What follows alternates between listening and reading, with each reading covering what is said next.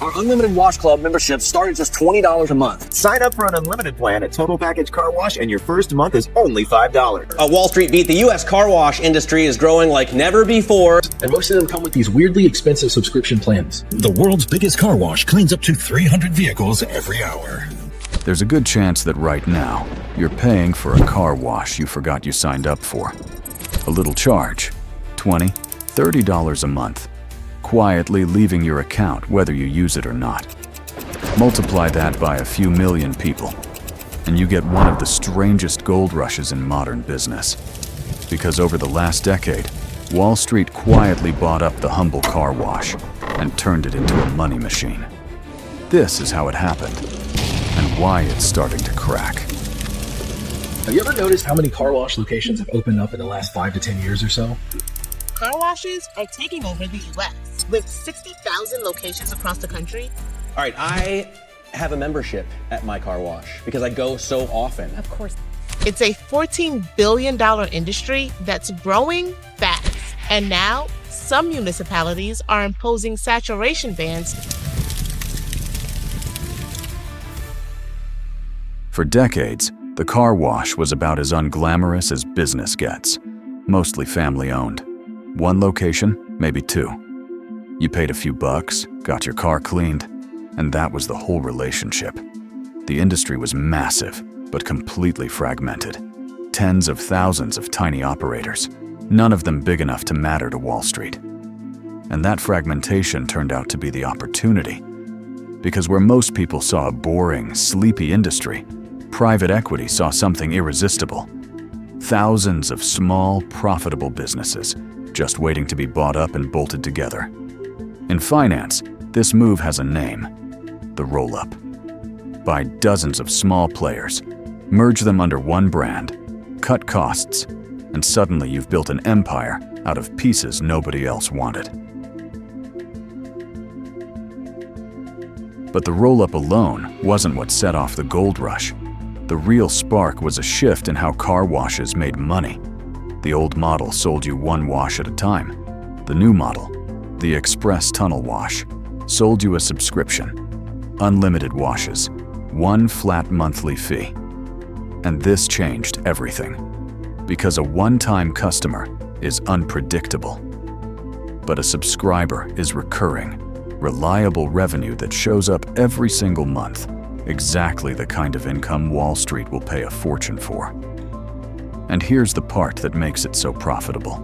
It works exactly like a gym membership. Most people sign up imagining they'll wash their car every week. In reality, they go far less, but the payment never stops. The customers who underuse the subscription are the most profitable of all. People are quite literally paying for a service they've half forgotten they have. Stack that recurring revenue on top of low labor, cheap supplies, and a mostly automated tunnel, and a well-run express wash can throw off profit margins near 30%. To a private equity firm, that's not a car wash. That's a cash printer with a roof. Chapter 3. The gold rush. So the money poured in. Private equity firms and big operators went on a buying spree, scooping up independent washes by the hundreds and rebranding them. Mr. Car Wash grew into a giant and went public on the stock market in 2021 at a valuation around $5.5 billion.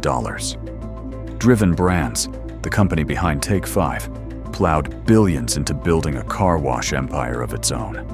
And suddenly, they were everywhere. If it feels like 3 new car washes appeared near you out of nowhere, you weren't imagining it. Backed by Wall Street money, operators raced to plant flags on every busy corner they could.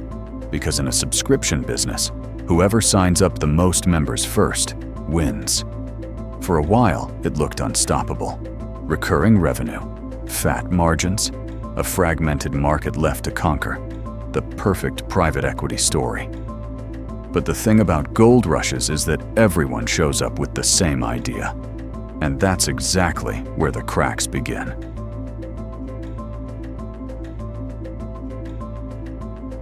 When everyone races to build on every corner, you don't end up with growth. You end up with saturation. In market after market, car washes started landing right on top of each other, splitting the same pool of customers.